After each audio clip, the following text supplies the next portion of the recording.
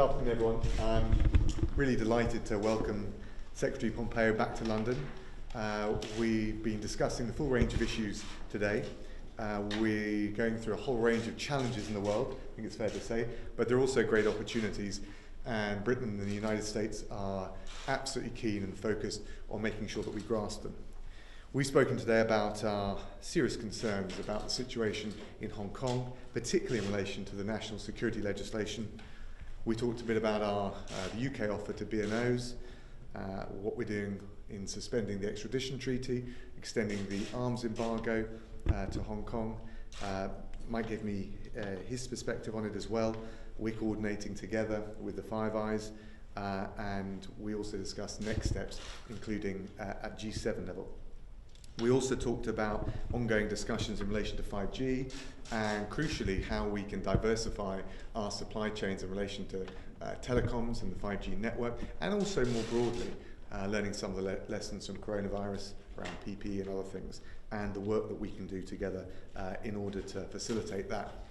That, I think, brought us on to talk about the free trade negotiations. We're looking forward to meeting British and American businesses shortly, given we're each other's biggest investors. Our annual trade relationship's worth over $300 billion. We think we can do even better than that. There are, every morning, just under 1.5 million Americans who go to work for British companies, around the same Brits going to work for American companies.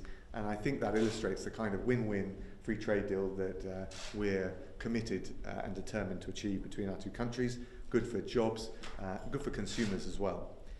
The UK is really clear that we need to work with our American friends and also with other partners together in the international system to protect our freedoms and interests and stand up, as we've shown, I think, on Hong Kong, stand up for our values. We're more influential, we have more impact when we work together. We also discussed Iran, Russia, the Middle East peace process, the broader challenges of COVID-19, and the need to strengthen, reinforce, and keep the team together in relation to NATO. We discussed bilateral issues, and I think across the full range of international challenges, of which there are many, we recognised that we always a lot stronger and more effective when we work together, and that's what we're going to continue to do in the weeks and months ahead. Mike, over to you. Thank you. And good afternoon. I want to thank Secretary Raab for the invitation to be here today. I know it's not easy to host events, especially at these times, so I want to thank you and your staff for putting this all together and making it work. It was a very productive conversation. We, of course, began with the challenge presented by the Chinese Communist Party and the COVID-19 virus that originated in Wuhan, China. On behalf of the American people, I want to extend my condolences to the British people from your losses from this preventable pandemic. The CCP's exploitation of this disaster to further its own interests has been disgraceful. Rather than helping the world, General Secretary Xi has shown the world the party's true face. And we talked about how we've seen Hong Kong's freedoms crushed. We've watched the CCP bully its neighbors, militarized features in the South China Sea, and instigate a deadly confrontation with India.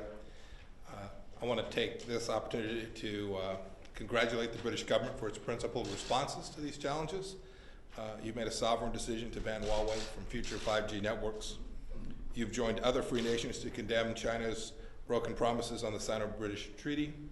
You generously opened your doors to Hong Kongers who seek nothing more than fleeing just for some freedom. And yesterday you suspended your extradition treaty and extended your arms embargo on China to Hong Kong itself. We support those sovereign choices. We think well done. I'll meet later today with Hong Kong democracy advocate Nathan Law and Sir Chris Patten, the last governor of Hong Kong. I'm sure those will be eye-opening and important discussions too.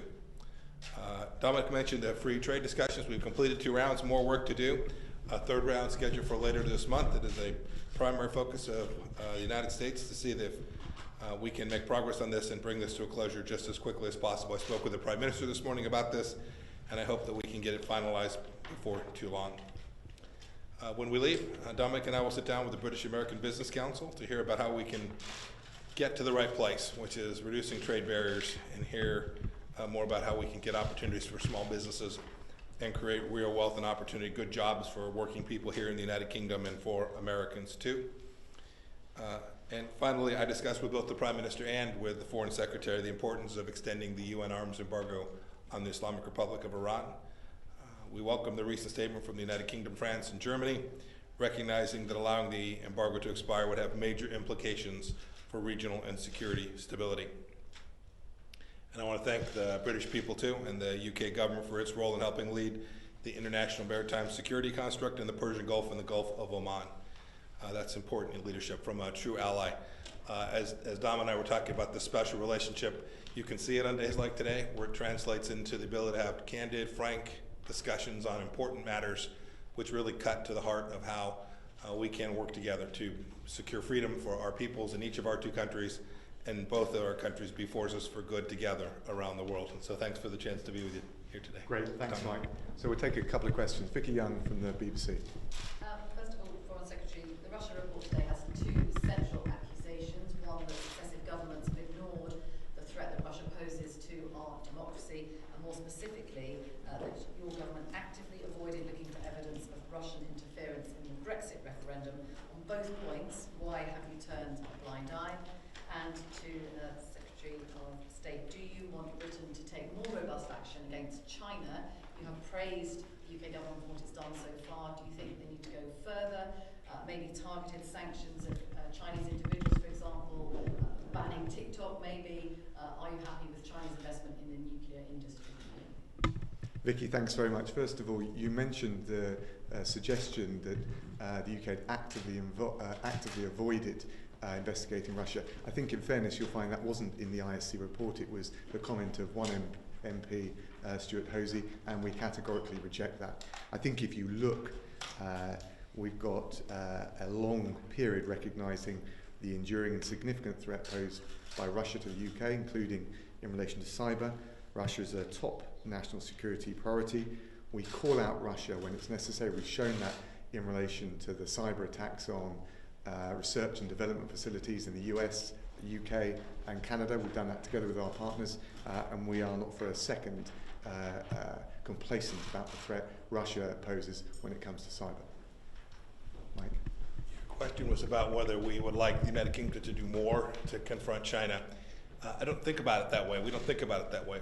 We think that the entire world needs to work together to ensure that every country, including China, behaves in the international system in ways that are appropriate and consistent with the international order. You can't go make claims for maritime regions that you have no lawful claim to. You can't threaten countries and bully them in the Himalayas.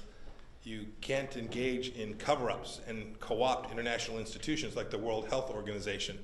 We want to see every nation who understands freedom and democracy and values that and knows that it's important to their own people, their own sovereign country, to be successful, to understand this threat that the Chinese Communist Party is posing to them, and to work both themselves and collectively to restore what is rightfully ours. We look at President Trump on trade. All he simply asked for was a fair and reciprocal trading relationship with China.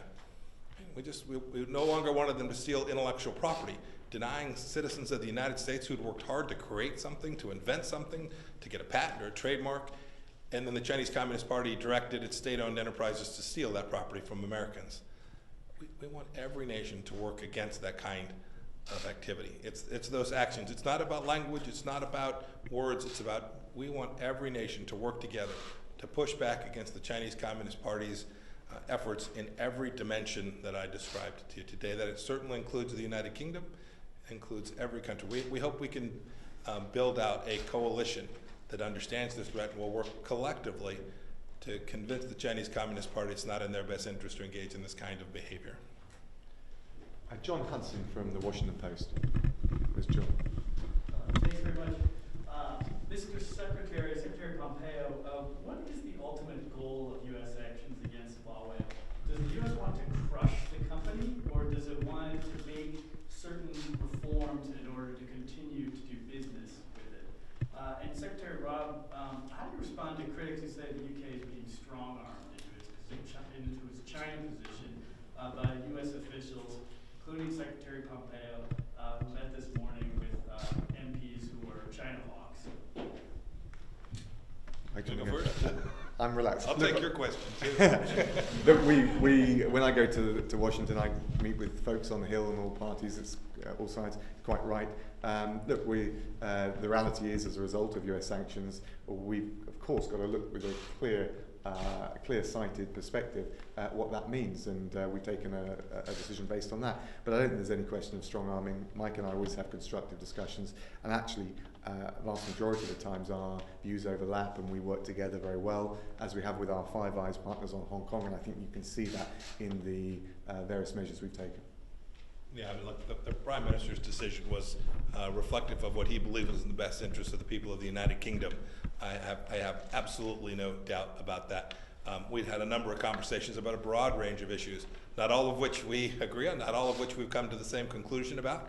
I think the United Kingdom made a good decision, but I think that decision was made not because the United States said it was a good decision, but because leadership here in the United Kingdom concluded the right thing to do was to make that decision for the people of the United Kingdom. As respect to Huawei, we don't have an end state that we seek from Huawei. We have an end state for the people of the United States, which is to make sure that the data sets, the private data that belongs to Americans, doesn't end up in the hands of the Chinese Communist Party. So our efforts aren't aimed at any one particular company or one particular business. They are aimed at protecting American national security, and we will continue to take actions against every entity that engages in trade behaviors that are inconsistent with American national security or uses telecommunications infrastructure in ways that pose threats to the United States of America, whether that's to our military information and our high-end national security information, or the average citizen's private information that ought not be in the hands of the Chinese national security apparatus. No American should engage in ordinary activity on their cell phone or on their laptop computer or talking on their phone. No American should have the risk that that data set is going to be in the hands of the Chinese Communist Party. We're determined to make sure that doesn't happen. So the actions you have seen us take against multiple companies, including Huawei, are reflective of that security mission that we have. Is Huawei savable? Is it savable? We're going to protect American national security. Great, thanks very much, folks. Thanks, everyone.